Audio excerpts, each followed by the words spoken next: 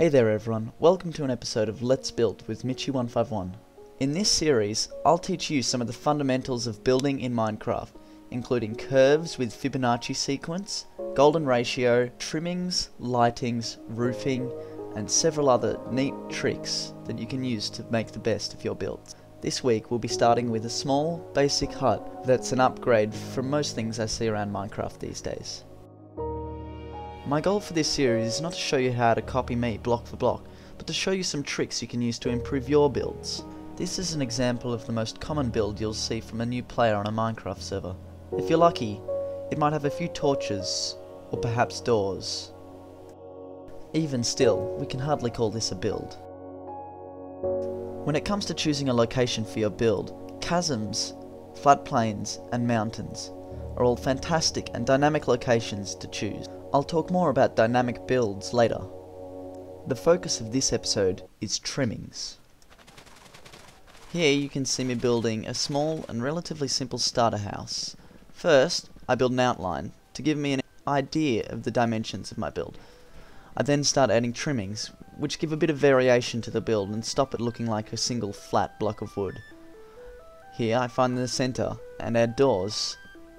I now continue to add blocks of wood around the edges of the trimmings to define where the windows will go at first, and add the top layer of the trimming.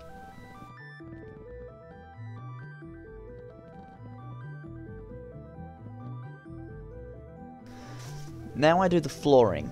First I try wood, and then change it to crafting table using World Edit.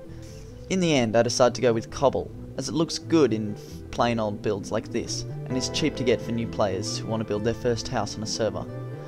Now I build the roof, which is also relatively simple using half-stone slabs. Half-stone slabs are a cheap and efficient way to make a good looking roof. Now, this house still isn't anything special, but at least I wouldn't destroy it straight away if I was the server admin.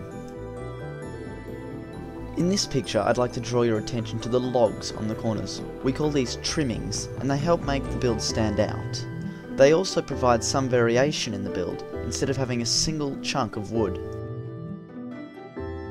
In this build, allow me to draw your attention to the lapis blocks on each side. I would call this a trimming, although others may call it a highlight. This build also utilises trimmings extremely effectively, using nether brick and half-stone slabs to break up large areas of smooth stone brick. Trimmings are an effective and architecturally sound way of breaking up large slabs of materials that might otherwise look plain or boring.